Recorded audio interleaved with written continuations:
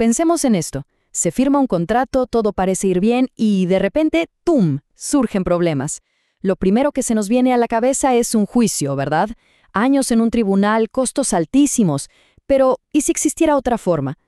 Pues esa forma es el arbitraje. Y hoy vamos a desglosar no solo cómo funciona, sino también ese mecanismo clave que es su control de calidad, el recurso de anulación.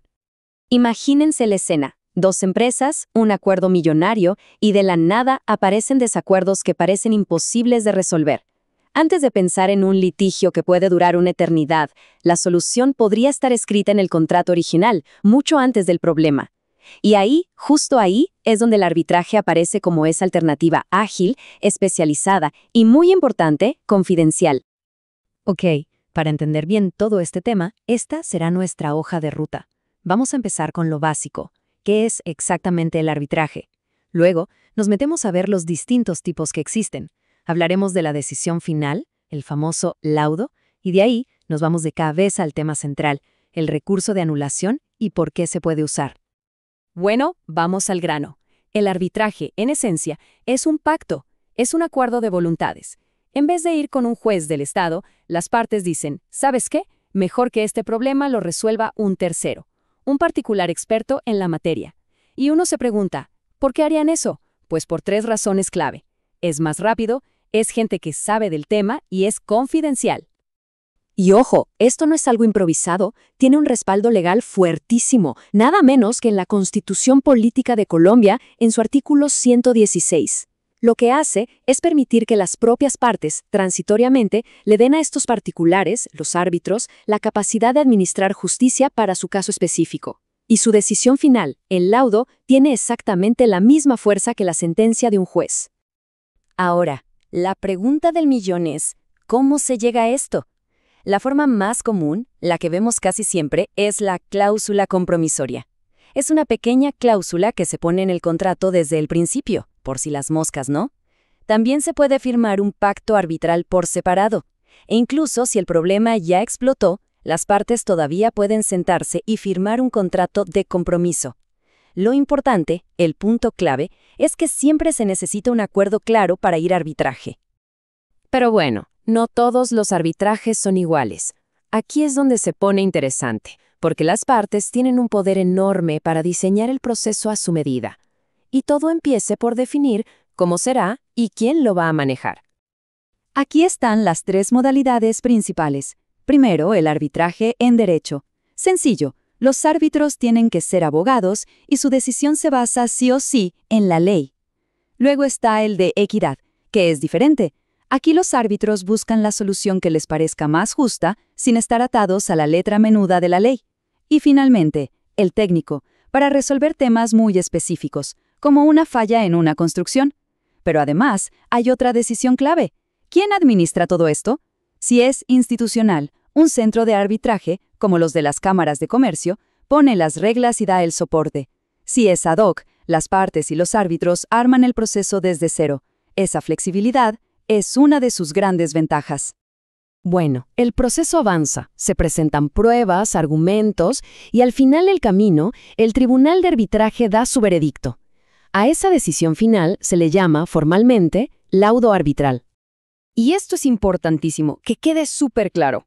El laudo es definitivo, es de obligatorio cumplimiento. Resuelve el problema de raíz y, en teoría, le pone punto final al conflicto. Para eso se hace el arbitraje, para tener una solución final y vinculante. Pero, siempre hay un pero, ¿verdad? ¿Qué pasa si hubo fallas en el camino? Y aquí, justo aquí, es donde entra el protagonista de nuestra explicación.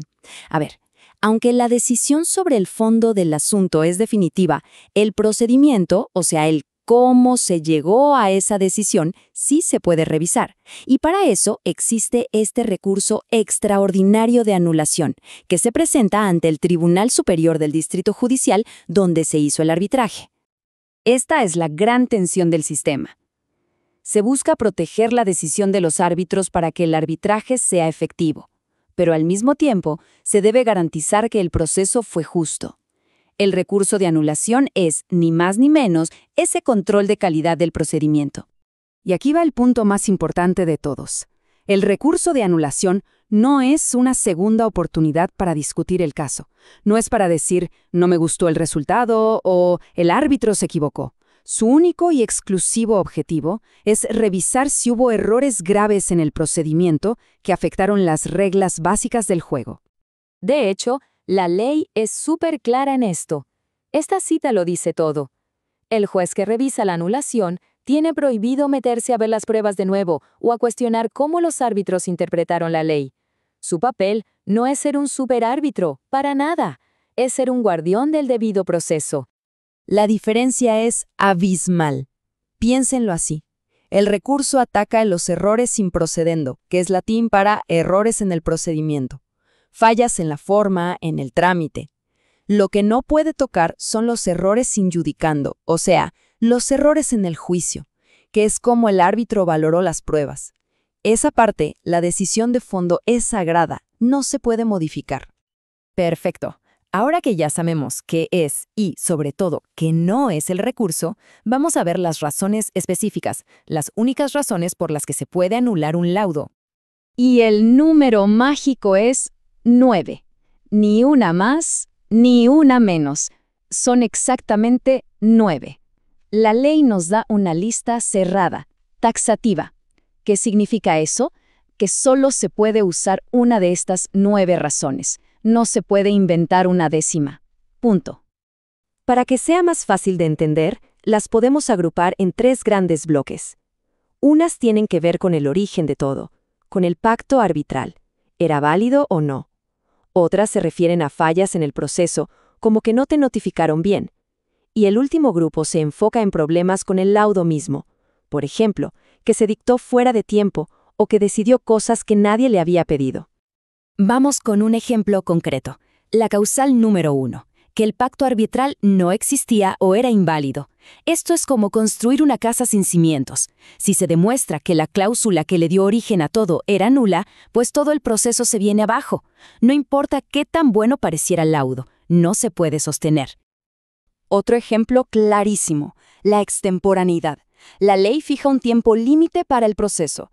Si los árbitros se pasan de ese tiempo, así sea por un solo día, ¡pum!, pierden su poder y el laudo se puede anular. La rapidez es una de las promesas del arbitraje y la ley se toma muy en serio que se cumpla. Y esta causal es buenísima, porque conecta directamente con los tipos de arbitraje que vimos.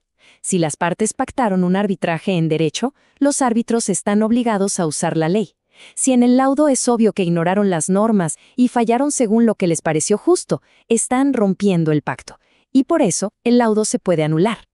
Entonces, para resumir la idea central con una analogía, si el arbitraje fuera un partido de fútbol, el recurso de anulación no es el VAR que revisa si la pelota cruzó la línea de gol. No. Es más bien un supervisor que revisa que el partido se haya jugado con el número correcto de jugadores y siguiendo las reglas básicas del juego. Y todo esto nos lleva a una reflexión final. El arbitraje, para que sea útil, necesita ser definitivo. Pero esa finalidad no puede pasar por encima de las garantías básicas del proceso. El recurso de anulación es justo esa pieza clave que mantiene el equilibrio, la que se asegura de que esta justicia alternativa sea, por encima de todo, una justicia en la que se pueda confiar.